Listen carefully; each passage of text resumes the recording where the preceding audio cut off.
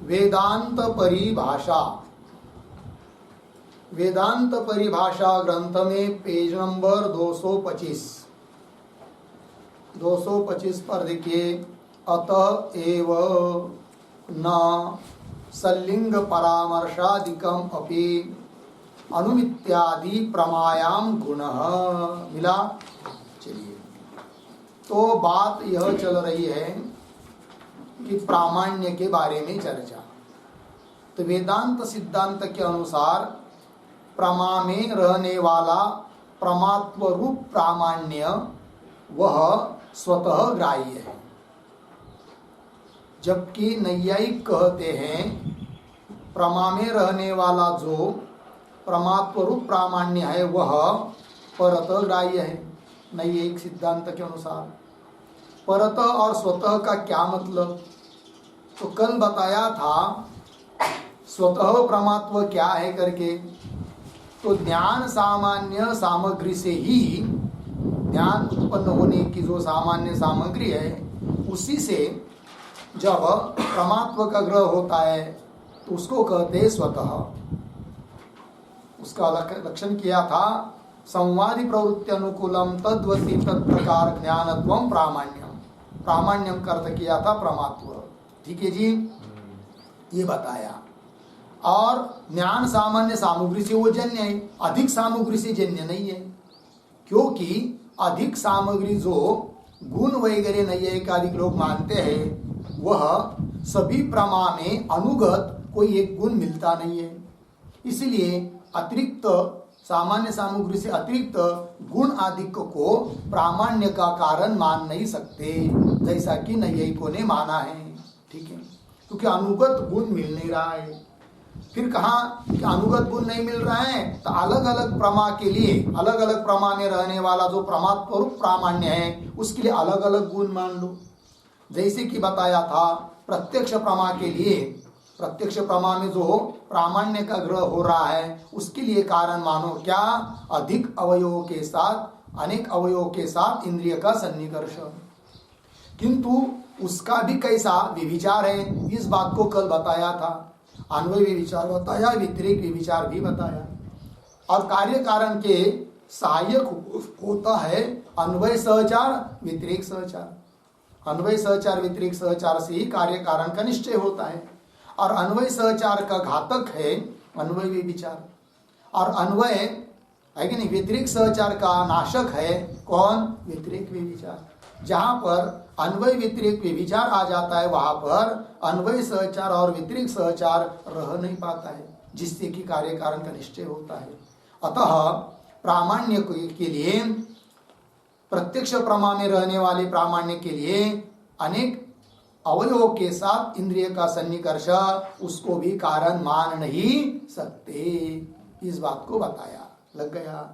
अब अलग अलग प्रमा के लिए अलग अलग कारण बताया जाता है। अन्य लोग नैयायिक अधिक बताते हैं, जैसे प्रत्यक्ष प्रमा के लिए बताया था, उसी प्रकार अनुमिति के लिए बताया है उन्होंने क्या? सल्लिंग परामर्श।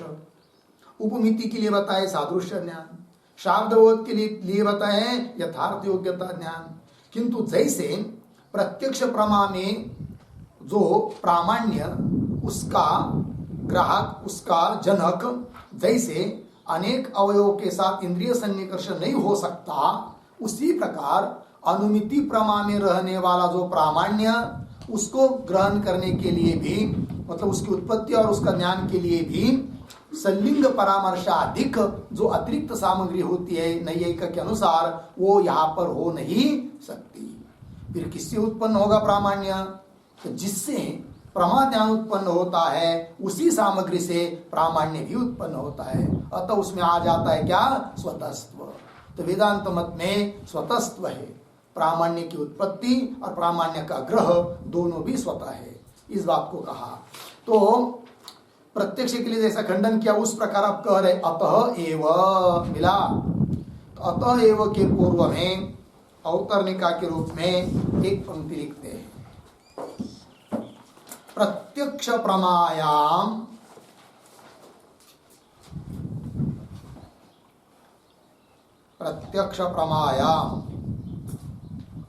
भूयः अवयवेन्द्रिय सन्निकर्षादीनाम, भूयो अवयवेन्द्रिय, भूयो अवयव इंद्रिय सन्निकर्षादीनाम, सन्निकर्षादीनाम अगुणत्वम उपपाद्य,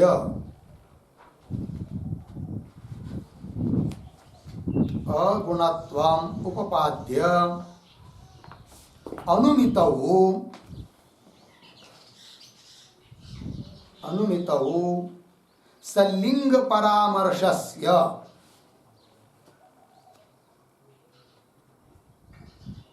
सल्लिंग परामर्शस्य गुणत्वं, गुणत्वं निराकरोति,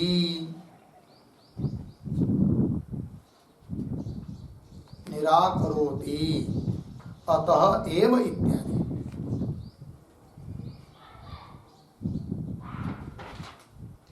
ठीक है, देखो भाई अर्थ।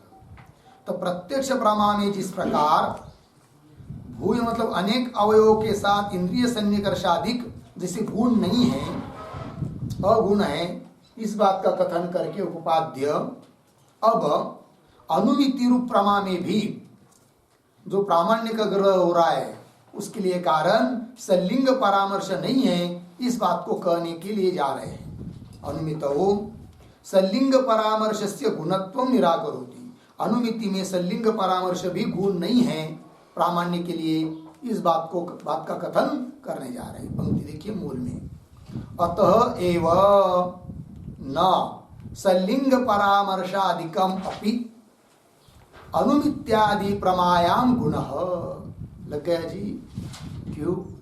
असल्लिंग परामर्शादि स्थले अपि विषयावादेन अनुमित्यादे प्रमात्वात्, हेतु दिया। एक एक बात को समझेंगे। अतः एव, अतः एव का अर्थ लिखिए व्यतिरेक विविचारात एव,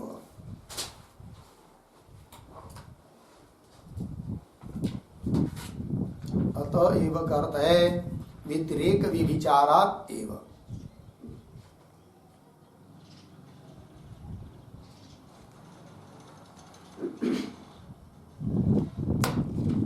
व्यतिरेक विचार आता इसलिए ही, क्या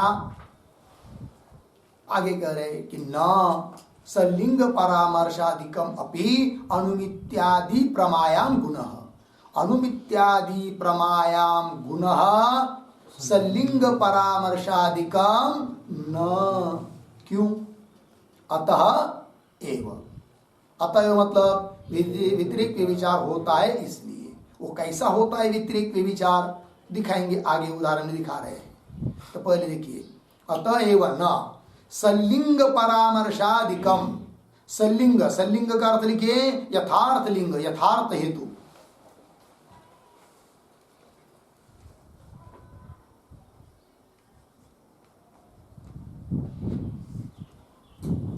सल्लिंग मतलब यथार्थ लिंग, यथार्थ हेतु। ठीक है, चलिए। तो सल्लिंग परामर्शादिकम, आदि शब्द आया, परामर्शादि आदि, तो आदि पद से क्या लेंगे? तो लिखते हैं आदिपदेन,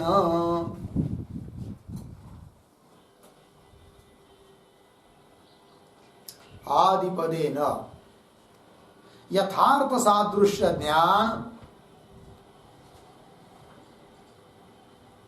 यथार्थ सादृश्य ज्ञान यथार्थ योग्यता ज्ञानयोः,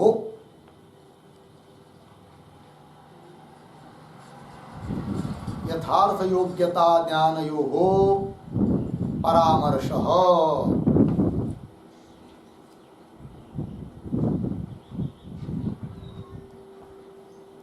यथार्थ योग्यता ज्ञानयोः परामर्श। ठीक है जी। सल्लिंग परामर्शादि मतलब जैसे अनुमिति के लिए सल्लिंग परामर्श का गुण नहीं है, उस प्रकार उपमिति में सादृश्य ज्ञान, शाब्द बोध में यथार्थ योग्यता ज्ञान, जो कि अतिरिक्त गुण माना है नैयायिकादिकों ने, वो भी गुण नहीं है, ये कहना। पंक्ति देखिए, अतएव न सल्लिंग परामर्शादिकम अपि अनुमित्यादि प्रमायाम गुणः, क्यों? हेतु दे रहे, असल्लिंग परामर्शादि स्थले अपि, ऐसी जगह कि जहां पर सल्लिंग नहीं है, सधेतु नहीं है, किंतु वहां पर जो अनुमिति हुई तो योगायोग विषय का बात नहीं है, साध्य का बात नहीं है, तो ज्ञान प्रमा है, तो फिर वहां पर प्रामाण्य की उत्पत्ति नहीं होनी चाहिए। यदि प्रामाण्य की उत्पत्ति में सल्लिंग परामर्श को ही कारण मानेंगे तब, क्योंकि ऐसा ही उदाहरण हम दिखाएंगे कि जहां पर सतलिंग है ही नहीं है, किंतु जो अनुमिति ज्ञान उत्पन्न हुई वो प्रमा है, उसमें प्रामाण्य है। अतः प्रामाण्य, क्योंकि कारण के बिना भी कार्य उत्पन्न हो रहा है, ये दिखाएंगे। इससे सिद्ध होगा कि अनुमिति में जो प्रामाण्य उत्पन्न हो रहा है उसके लिए कारण सल्लिंग परामर्श नहीं है, गुण नहीं अतिरिक्त, ये कहना। असल्लिंग परामर्शादि स्थले अपि विषयाबाधेन, विषय का बाध न होने के कारण अनुमित्यादेहे प्रमात्वात्, किंतु आके अनुमिति तो प्रमा है। तो बोलेंगे उदाहरण बताओ, तो लिखते इस पर उदाहरण, विषयाबाधेन अनुमित्यादि प्रमात्वात् आया ना,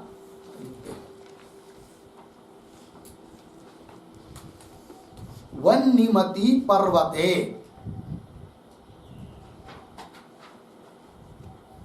वन्निमति पर्वते धूलिपटले, धूलिपटले धूम भ्रमानंतरम,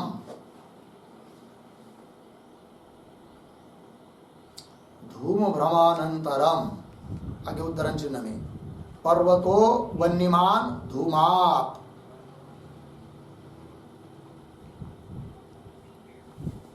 पर्वतो वन्यमान धूमात्, उद्धरण चिन्ह बन, इत्यत्र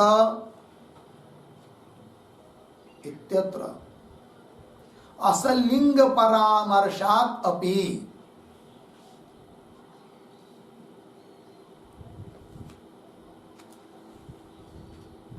असलिंग परामर्शात् अपि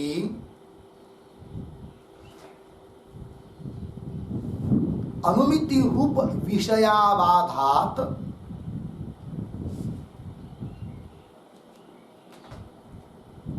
अनुमिति रूप विषय अबाधात्, विषयाबाधात् अनुमित्यादेहे, अनुमित्यादेहे प्रमात्व दर्शनात्, प्रमात्व दर्शनात् अर्धविराम, न सल्लिंग परामर्शादेहे,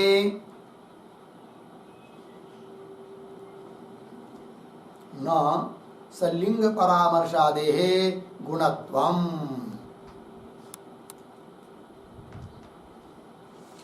गुणत्वम् पूर्णविराम, अतः प्रमात्वस्य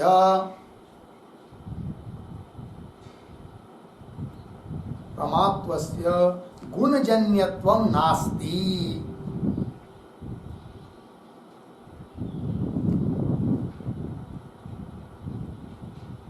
गुणजन्यत्वं नास्ति,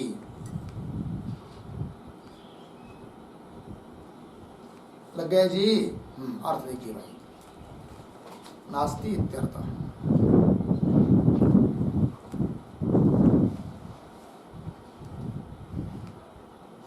स्थल दिया उदाहरण, पर्वत है और पर्वत ऐसा है कि वन्नी भी वहां पर है, तो वन्नीमती पर्वते अर्धविराम, वन्नी वाले पर्वत में। अब वहां पर धूम यदि रहता तो सल्लिंग हो जाता, यथार्थ लिंग है, यथार्थ हेतु है, फिर अनुमान भी ठीक हो जाता, पर्वतो वन्यमान धूमा, अनुमान तो ऐसा हुआ है, किंतु वहां पर धूर नहीं है, धूम नहीं है, है क्या? धूली पटल, पर्वत है, दूर से लोग देख रहे हैं, योगायोग वहां वन्नी भी है, किंतु बहुत सारे वहां पर गाड़ी आदि जा रही है, बैलगाड़ी आदि या जो भी कुछ हो, तो वहां पर धूल उठी हुई है, बहुत धूल, और दूर से ऐसा लगा कि धूल है करके, धूम है करके, तो उसको धूम समझकर, धूलि पटल को धूम समझकर किसी ने अनुमान कर दिया, पर्वतो वन्यमान धूमान।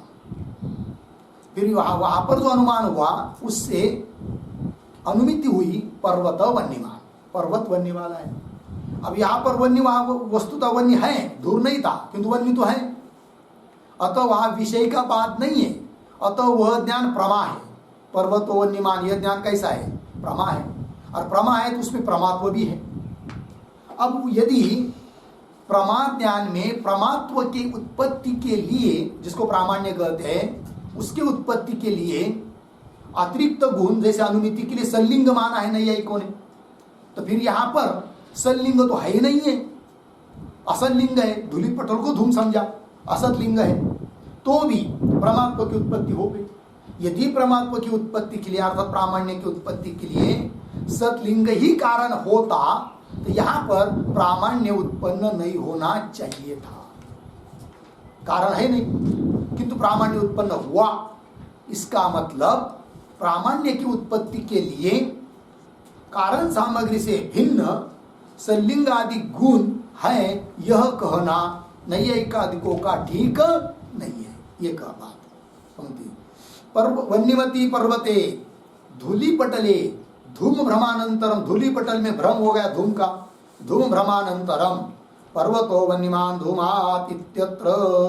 यहाँ पर असलिंग परामर्शात अपि, असतलिंग वा परामर्श, असतलिंग का ज्ञान है, परामर्श मतलब ज्ञान, असलिंग परामर्शात अपि अनुमिति रूप विषय अबाधात, किंतु अनुमिति रूप विषय का क्या नहीं है?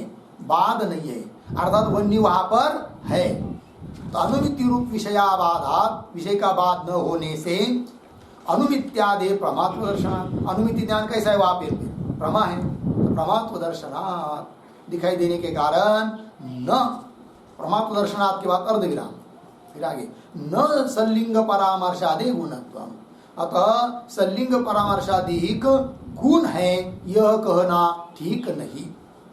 न सल्लिंग परामर्शादे गुणत्वम, अतः प्रमात्वस्य गुणजन्यत्वम नास्ति। इसे सिद्ध क्या हुआ? प्रमात्व अर्थात प्रामाण्य ये गुणजन्य नहीं है। यदि गुणजन्य होता तो कह पाते क्या? परतः प्रामाण्य, किंतु अतिरिक्त गुण जो नैयायिकों ने माने उससे जन्य नहीं है, अर्थः प्रामाण्य परता नहीं है, फिर कैसा है? ये बात। चलिए, अतएव न, मूल में आइए, अतएव न सल्लिंग परामर्शादिकमपि अनुमित्यादि प्रमायाम गुण। क्यों? असलिंग परामर्शादि स्थले अपि विषय अबाधेन, विषय का बाद न होने से अनुमित्यादि प्रमात्वा लग गए जी। अब इस पर आगे देखिए, न च एवं अप्रमापि प्रमा स्यात्, है कि नहीं? कोई शंका करेगा क्या? पूरी पंक्ति पढ़ लीजिए। न च एवं अप्रमापि प्रमा स्यात्, क्यों? ज्ञान सामान्य सामग्र्या अविशेषात् इति वाच्यम न वाच्यम, वाक्य के आरंभ का जो न है उसका अन्वय वाच्यम के साथ, इति वाच्यम न वाच्यम, ये कहना ठीक नहीं है। क्या कहना ठीक नहीं है? तो पहले देखिए, च एवं अप्रमापि, एवं, एवं मतलब क्या? एवं का अर्थ लिखिए, एवं बराबर प्रामाण्यस्य, प्रामाण्यस्य ज्ञान सामान्य सामग्री जन्यत्वे सति, ज्ञान सामान्य सामग्री जन्यत्वे सति, ज्ञान सामान्य सामग्री जन्यत्वे सति।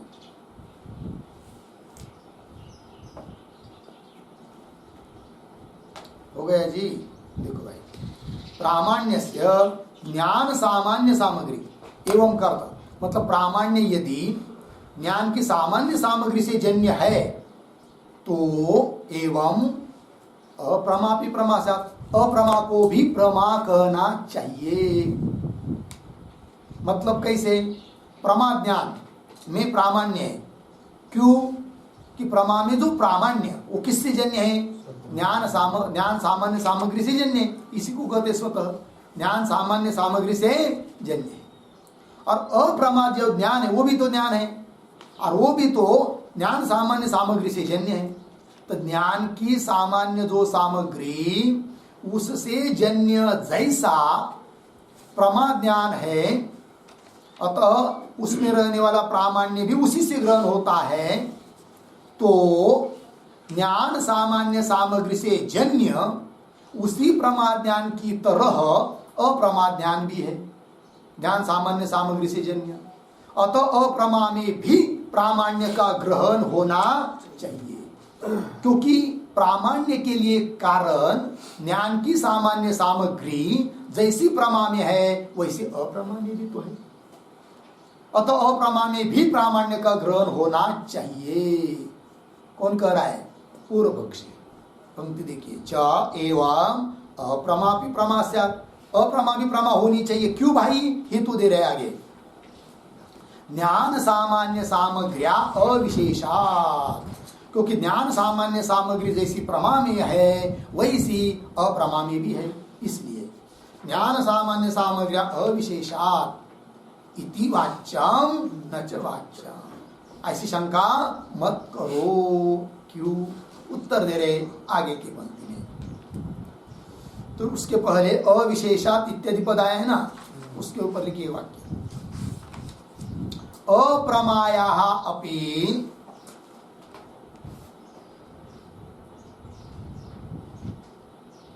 अप्रमायाः अपि ज्ञानत्वात्,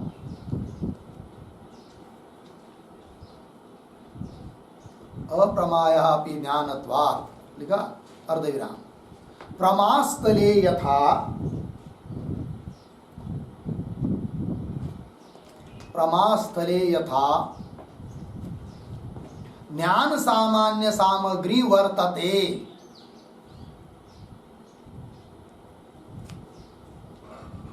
ज्ञान सामान्य सामग्री वर्तते, तथा एव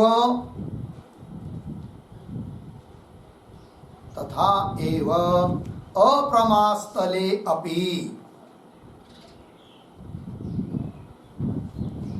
अप्रमास्थले अपि वर्तते।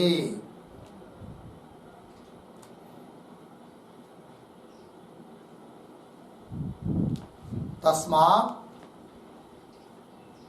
अप्रमायाः, अप्रमायाः प्रमात्वं, प्रमात्वं दुर्वारं,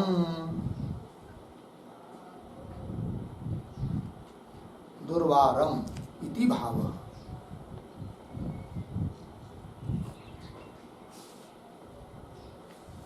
दुर्वारम इति भाव। ठीक अर्थ देखिए भाई, मूल में आया है ज्ञान सामान्य सामग्र्या अविशेष, ज्ञान सामान्य सामग्री अविशेष, अविशेष का मतलब होता है समान है, जैसी प्रमा में है वैसी अप्रमा में भी है।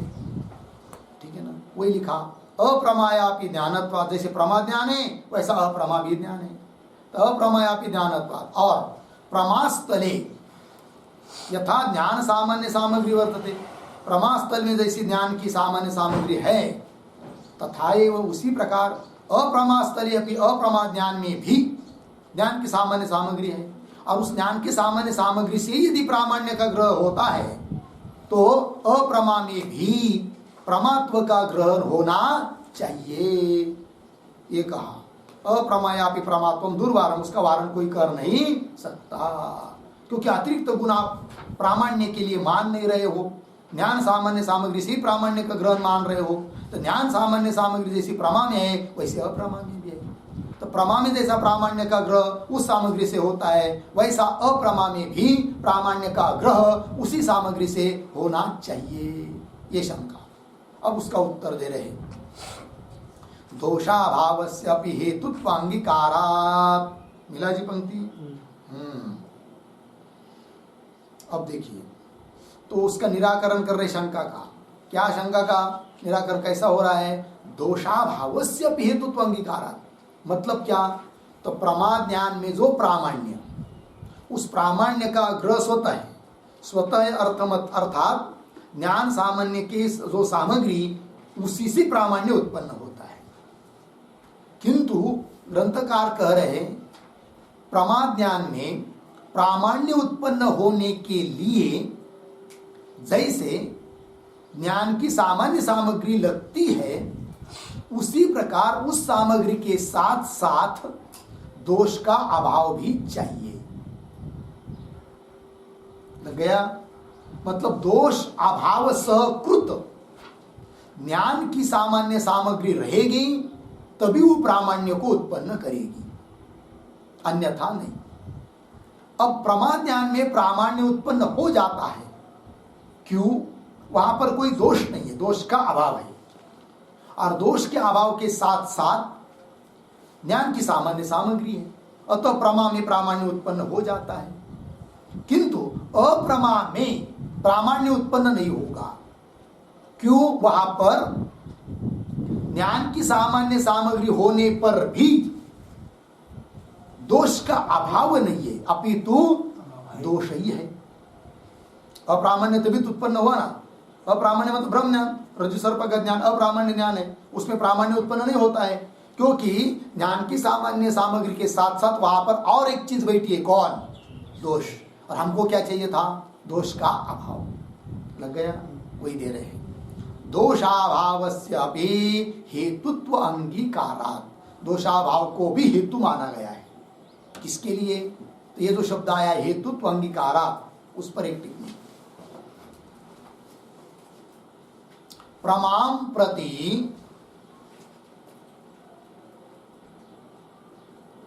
प्रमाम प्रति दोषाभाव सहकृत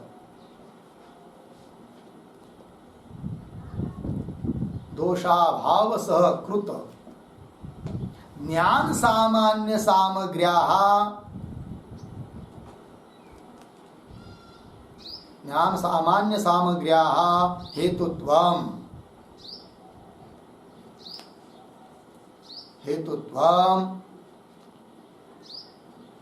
अस्ति। अप्रमां प्रति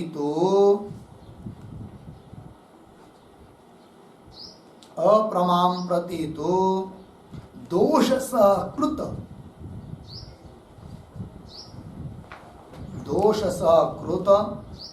ज्ञान सामान्य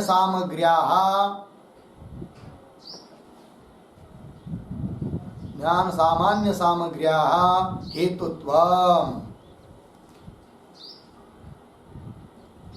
हेतुत्वम् अस्ति। पूर्णविराम। तेन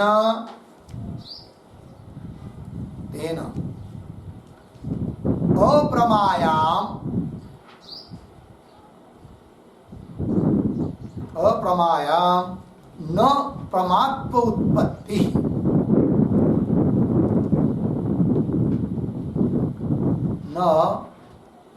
उत्पत्ति अर्धविराम।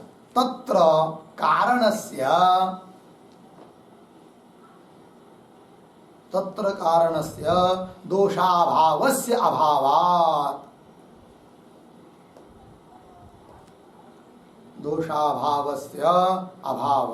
इति भावः।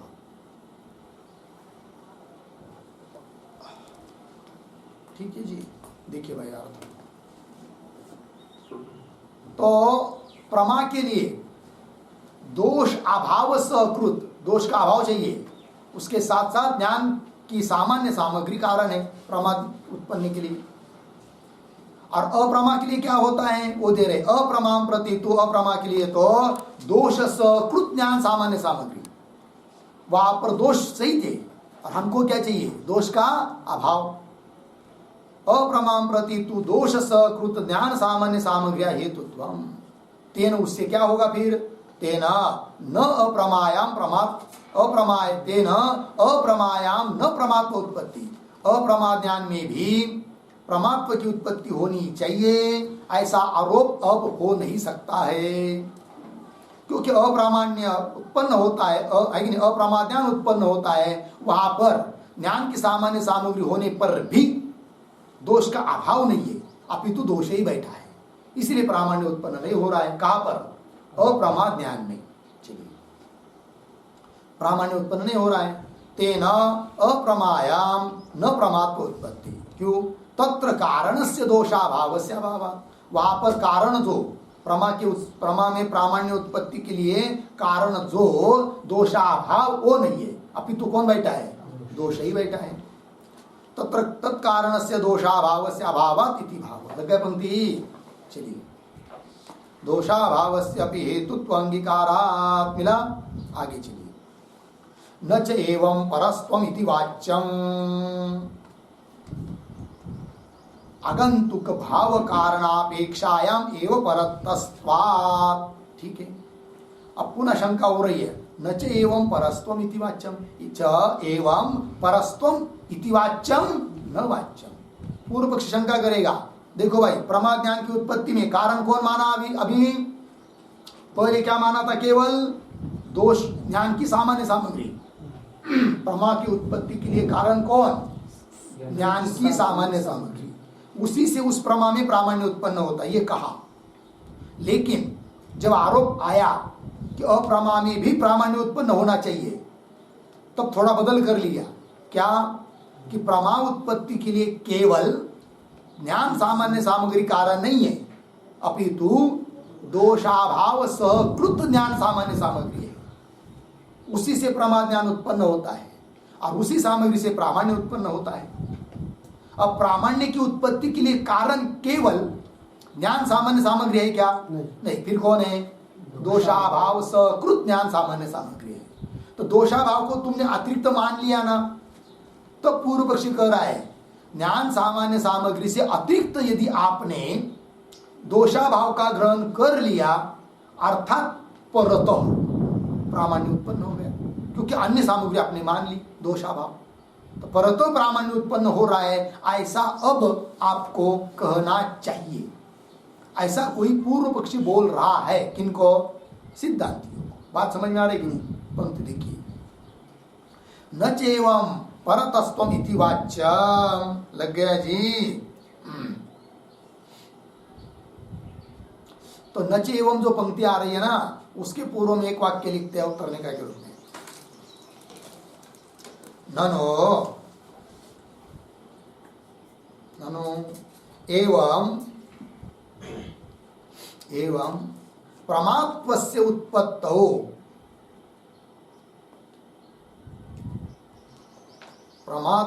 उत्पत्तौ परतस्त्वं स्यात्।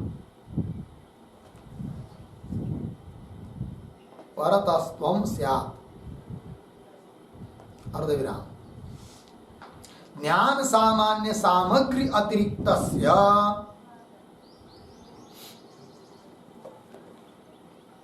ज्ञान सामान्य सामग्री अतिरिक्तस्य दोषाभावस्य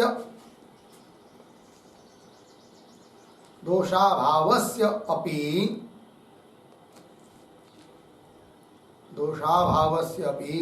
प्रमां प्रति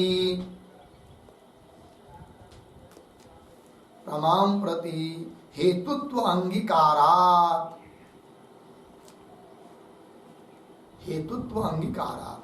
इति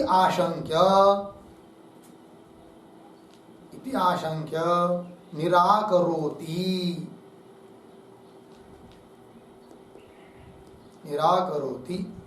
न च इति।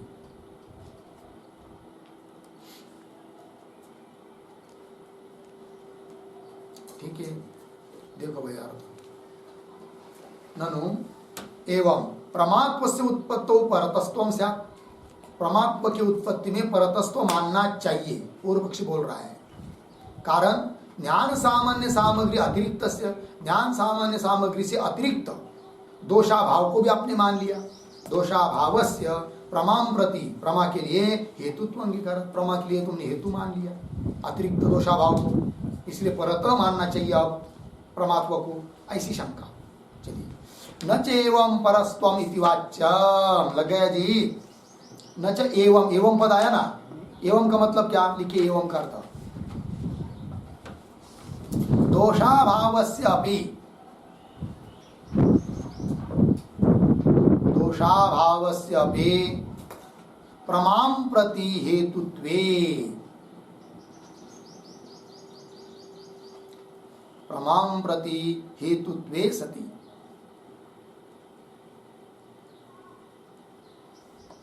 ठीक है, देखो यार, दोषाभावस्य भी, दोष का अभाव भी प्रमा के प्रति आपने कारण मान लिया तो परतस्त्व आना चाहिए की शंका लग गई। उत्तर दे रहे आगे, इति वाच्यम सच वाच्यम। क्यों?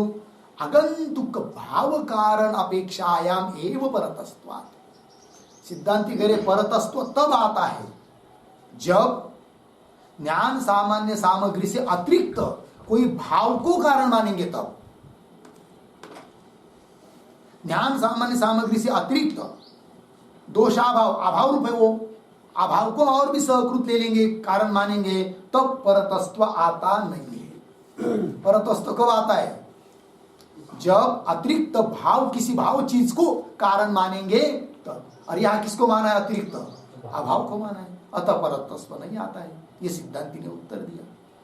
आगंतुक भाव कारण अपेक्षायाम, आगंतुक भाव, किसी भाव को कारण की अपेक्षा करेंगे, कारण मानेंगे, तब आता है परतस्त्व। इसलिए यहां पर परतस्त्व नहीं आएगा। ये उत्तर दे दिया। हो गया जी।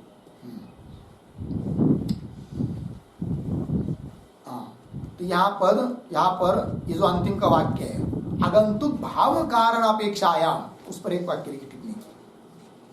भाव पद निवेशे तो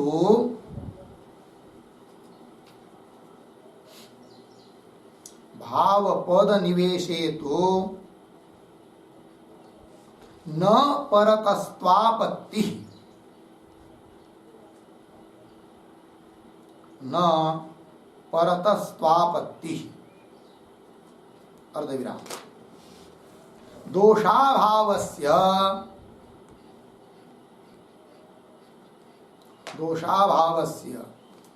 आगंतुकत्वे अपि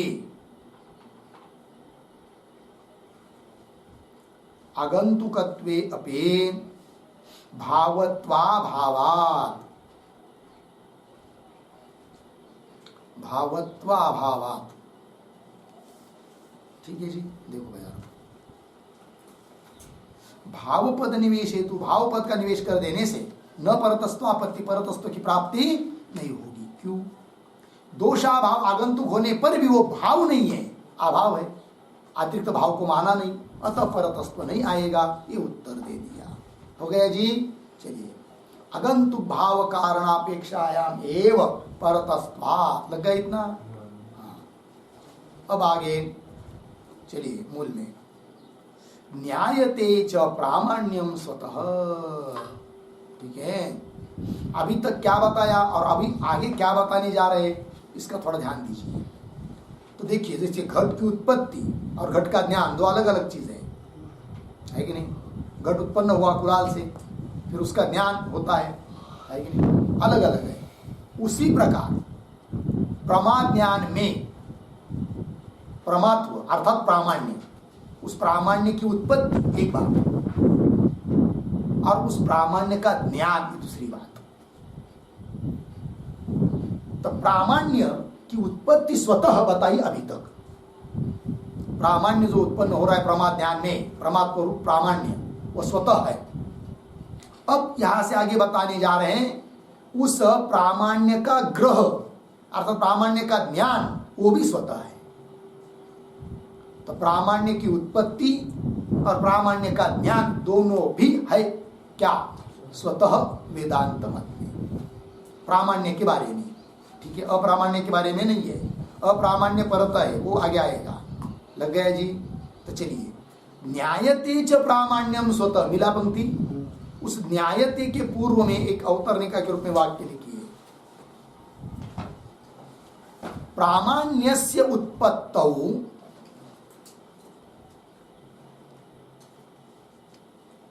प्रामाण्यस्य उत्पत्तौ स्वतस्त्वम् उपपाद्य,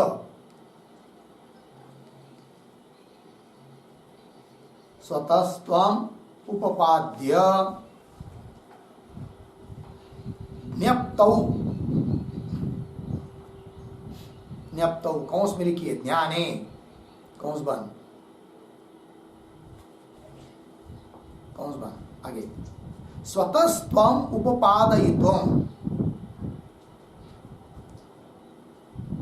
स्वतस्त्वम उपपादयित्वम प्रतिजानीते,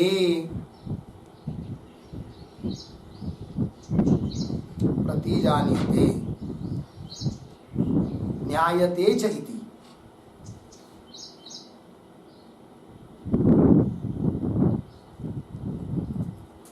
हो गया जी, देखो भैया अर्थ। तो प्रामाण्य की उत्पत्ति में स्वतस्त्व बताया अभी तक। अब ज्ञप्तो अर्थात ज्ञान में, प्रामाण्य के ज्ञान में भी स्वतस्त्व है। तो स्वतस्त्वम उपपादयितुम, उस स्वतस्त्व के उपादन करने के लिए प्रतिजानित अर्थात प्रतिज्ञा कर रहे ग्रंथकार न्यायते च इत्यादि पंक्ति से मिला। देखो अर्थ न्यायते च प्रामाण्यम स्वतः, होगा इतना। आगे स्वतोग्राह्यत्वम च, तो स्वतोग्राह्यत्व इसका लक्षण क्या है, वो लक्षण दे रहे अभी। स्वतोग्राह्यत्वम च क्या, दोषाभावे सति यावत् स्वाश्रय ग्राहक क्या है, ग्राहक सामग्री ग्राह्यत्व मिला। तो दोषाभावी यहां से लेकर ग्राह्यत्व तक उद्धरण चिन्ह में लीजिए, ये लक्षण है स्वतः ग्राह्यत्व का।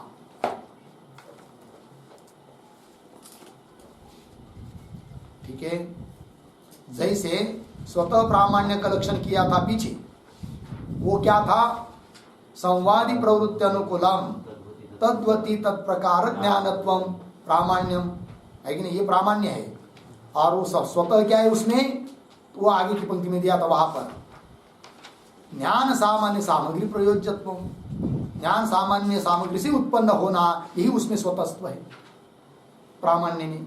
ठीक है ना जी। अब यहां पर तो प्रामाण्य की उत्पत्ति स्वतः कैसी है वो बताइए। अब प्रामाण्य का ग्रह मतलब प्रामाण्य का ज्ञान वो भी स्वतः है, ये बता रहे हैं। तो उसका लक्षण कर रहे थे, क्या लक्षण किया, स्वतः ग्राह्यत्वम च मिला, ये लक्षांश है, लक्षण। और लक्षण क्या वो दे रहे आगे, दोषाभावे सति, दोष का क्या हो, अभाव हो। और यावत् स्वाश्रय ग्राहक सामग्री ग्राह्यत्व, ये लक्षण है। यावत् मतलब जितनी भी, स्वाश्रय ग्राहक, स्व शब्द से लेंगे प्रमात्व को, स्व प्रमात्व, स्वाश्रय प्रमात्व का आश्रय कौन, प्रमा। जैसे घटत्व का आश्रय घट, उस प्रकार प्रमात्व का आश्रय कौन, प्रमाज्ञान। और उस प्रमाज्ञान का ग्राहक जो सामग्री, उसको ग्रहण करने वाली जो सामग्री, उससे ग्राह्यत्व, उससे ग्रहण होना, यही हुआ स्वतः ग्राह्यत्व, ज्ञानगत। ठीक है ना, ये बात कटा रहे उसको लक्षण को देखिए। स्वतो ग्राह्यत्वम च दोषाभावे सति यावत् स्वाश्रय ग्राहक सामग्री ग्राह्यत्व मिला। तो इसका विग्रह लिखिए पहले, तो वो जो अंतिम है ना, स्वाश्रय ग्राहक सामग्री ग्राह्यत्व, उस पर एक वाक्य तो लिखिए, स्व बराबर प्रमात्व,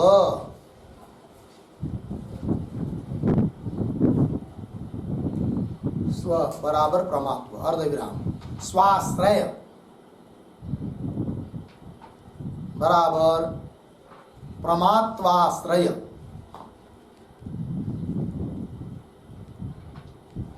प्रमात्वाश्रय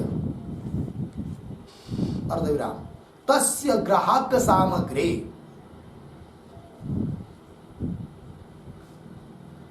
तस्य ग्राहक सामग्री बराबर भाषक सामग्री, भाषक सामग्री अर्धविराम, तया ग्राह्यत्वम,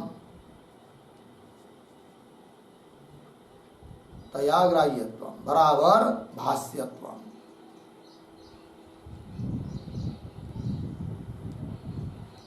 भाष्यत्वम हो गया जी। चलिए भाई, अब मूल में घटाइए तो स्वाश्रय ग्राहक सामग्री ग्राह्यत्व है कि नहीं? एक एक को पकड़िए। स्व स्व प्रमात्व, स्वाश्रय प्रमात्वाश्रय कौन? प्रमा। तस्य ग्राहक सामग्री, उस प्रमा की भाषक सामग्री, उससे ग्राह्यत्व, तया ग्राह्यत्वम भाष्यत्वम।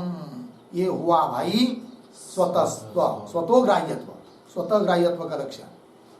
स्वतः देखिए पंक्ति, दोषाभावे सति यावत स्वाश्रय ग्राहक सामग्री ग्राह्यत्वम। अब इसको घटा रहे स्वतः ग्रंथकार आगे की पंक्ति में। स्वाश्रयो मिला तो स्वाश्रयो के पूर्व में एक छोटा वाक्य लिखिए अवतरणिका के रूप में, लक्षणम योजयति।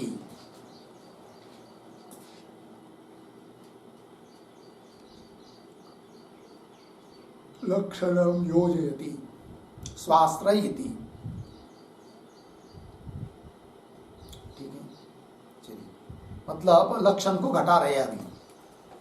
तो पंक्ति देखते जाइए आगे की। स्वाश्रय, स्व शब्द से कौन लिया है? प्रमात्व। स्वाश्रय प्रमात्वाश्रय कौन? प्रमाज्ञान। वो कौन प्रमाज्ञान? वो दे रहे आगे वृत्ति ज्ञान। तो स्वाश्रय वृत्ति ज्ञान, स्व प्रमात्व, उसका आश्रय प्रमा, प्रमाज्ञान अर्थात वृत्ति ज्ञान। वृत्ति ज्ञान को प्रमाज्ञान कहते हैं। तो वृत्ति ज्ञानम मिला, तद्ग्राहकम, उस वृत्ति ज्ञान रूप प्रमा का ग्राहक कौन है? वो साक्षी ज्ञान। कौन है? साक्षी ज्ञान। तेन अपि, तेन अपि, तेन साक्षी ज्ञाने न, साक्षी रूप ज्ञान उसके द्वारा, वृत्ति ज्ञाने गृह्यमाणे, वृत्ति ज्ञान ग्रहण होने पर, तो वृत्ति ज्ञाने गृह्यमाणे, गृह्यमाणे का अर्थ लिखिए अवभाष्य माने।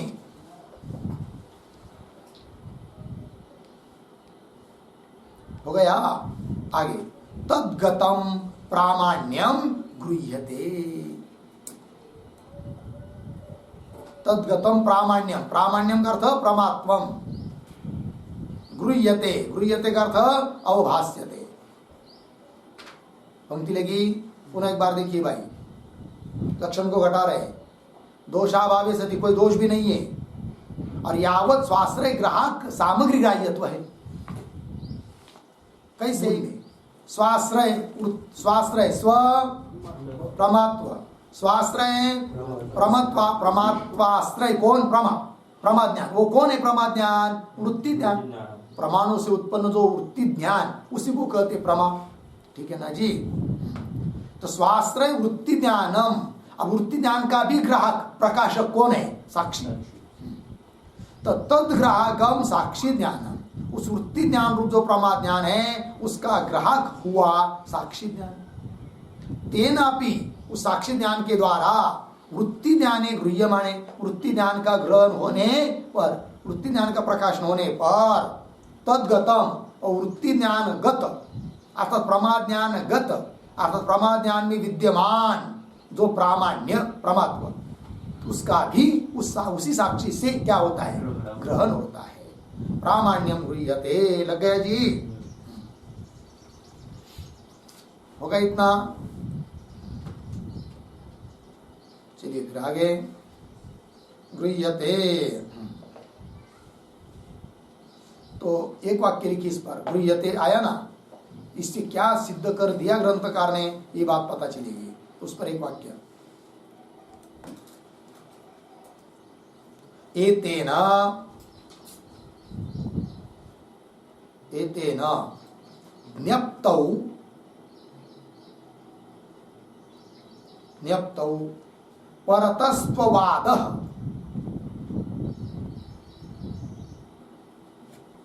परतस्त्ववादः अपि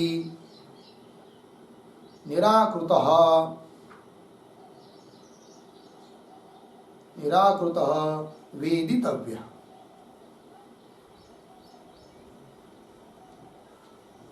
वेदितव्य। ठीक है, देखिए भाई अर्थ क्या हुआ? एतेन ज्ञप्तौ, ज्ञान में, परतस्त्ववाद, जो लोग ज्ञान में परतस्त्व मानते हैं उनका भी निराकरण हो गया, ये समझना चाहिए।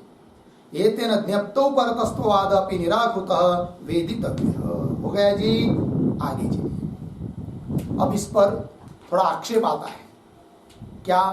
तो ध्यान दीजिए, ज्ञान ग्राहक जो सामग्री है उसी से प्रामाण्य का ग्रह हो रहा है, तब तो संशय उत्पन्न होना ही नहीं चाहिए। जैसे घट सामने रखा है, तो घट ज्ञान की जो सामग्री, उसी सामग्री से उस ज्ञान में प्रामाण्य का ग्रह होता है, और प्रामाण्य ज्ञान कैसा होता है? निश्चयात्मक होता है, तब तो संशय उत्पन्न होना ही नहीं चाहिए। इसका क्या करोगे? ये प्रश्न पंक्ति देखिए, न च एवं प्रामाण्य संशयानुपपत्ति ही। क्यों? तत्र, हाँ ये इतना ही है पूर्व पक्षी ग्रंथ। क्या? न च एवं, एवं का अर्थ लिखिए, एवं मतलब प्रामाण्यस्य स्वतो ग्राह्यत्वे।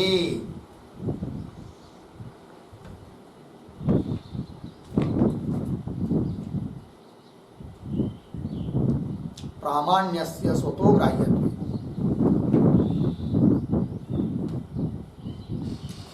हो गया जी। देखिए, न च एवं, एवं मतलब प्रामाण्यस्य स्वतो ग्राह्य। प्रामाण्य यदि स्वतः ग्राह्य है तो प्रामाण्य संशय अनुपपत्ति, न प्रामाण्य की संशय की अनुपपत्ति होगी। अगर प्रामाण्य के बारे में किसी को संशय उत्पन्न नहीं होना चाहिए, फिर ऐसा आरोप, अनुपपत्ति। तब उत्तर दे रहे न, ये बात नहीं है। क्यों? आगे, तत्र संशयानुरोधेन दोषस्य अपि सत्वेन, दोष अभाव घटित स्वाश्रय ग्राहक अभावेन तत्र प्रामाण्यस्य एव अग्रह। ये उत्तर दिया, सरल सोपा है। देखिए, तत्र मिला, तत्र का अर्थ लिखिए, तत्र मतलब प्रामाण्य।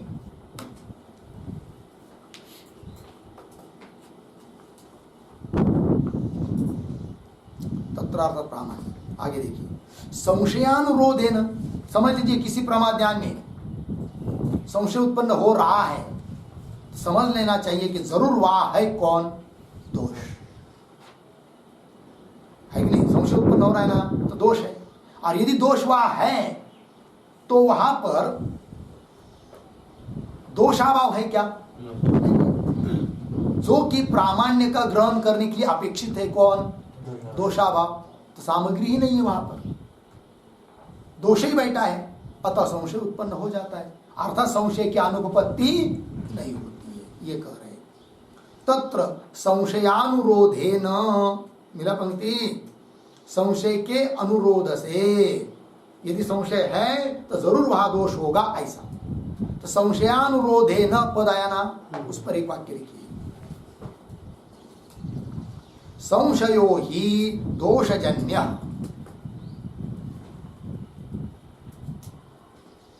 संशयो ही दोषजन्य, अर्धविराम। दोषम विना,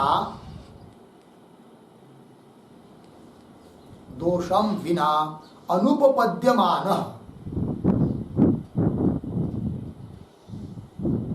अनुपपद्यमान दोषसत्वम, दोषसत्वम अवगमयति इति भावः।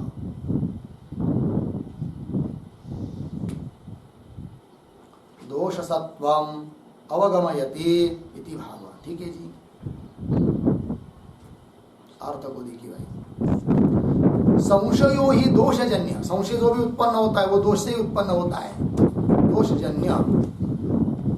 संशयो ही दोषजन्य, अर्धविराम।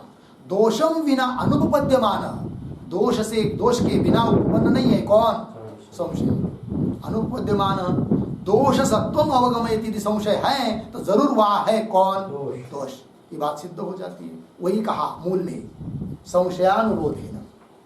तो चलिए, तत्र संशयानुरोधेन दोषस्य अपि सत्वेन, दोष भी वहां बैठा है, और दोष ही बैठा है तो दोष अभाव घटित सामग्री वहां है क्या?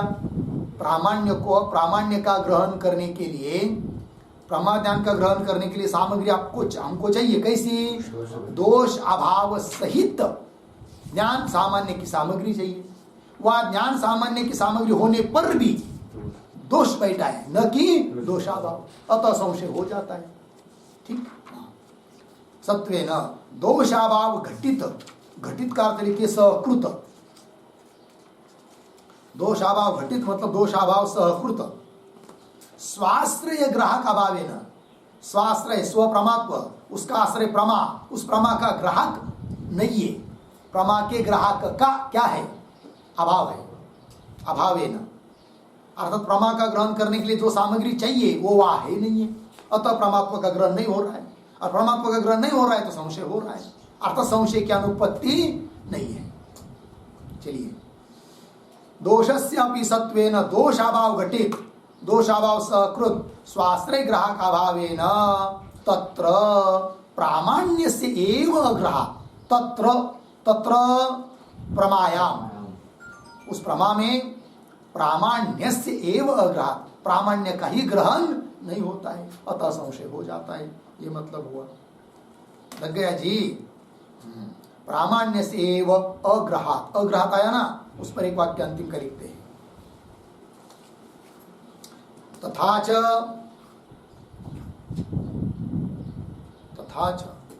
प्रमात्व निश्चय कारणाभावात्, प्रमात्व निश्चय कारणाभावात्, प्रमात्व निश्चय न उत्पद्यते, प्रमात्व निश्चय न उत्पद्यते इति संशय प्रतिबंधकस्य, संशय प्रतिबंधकस्य निश्चयस्य अभावात्, निश्चयस्य अभावात् संशय उपपत्तिः, संशय उपपत्तिः इति भावः।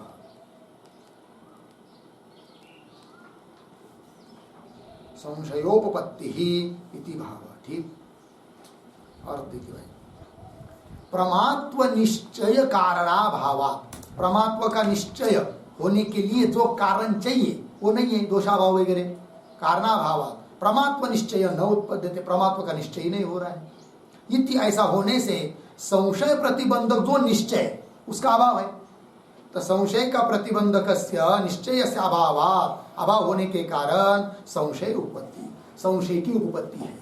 पूर्व पक्ष ने जो कहा था कि संशय ये नहीं होना चाहिए, उसकी अनुपत्ति होगी, ये भी कोई बात नहीं, संशय की विसंगति लग जाती है। अतः सिद्ध हुआ स्वतः प्रामाण्य है और स्वतः ग्राह्यत्व है। लग गया? हाँ, ये बात हो गई। अब संशय की अनुपत्ति होगी, ये जो आरोप किया था पूर्व पक्षी ने, उसका उत्तर तो एक तरह से दे दिया। अब दूसरी तरह से उस शंका का उत्तर देना है यद्वा इत्यादि पंक्ति से, किंतु उसका विचार हम लोग कल करेंगे। ओम पूर्णमदः पूर्णमिदं पूर्णात् पूर्णमुदच्यते पूर्णस्य पूर्णमादाय पूर्णमेवावशिष्यते। ओम शांति शांति शांति।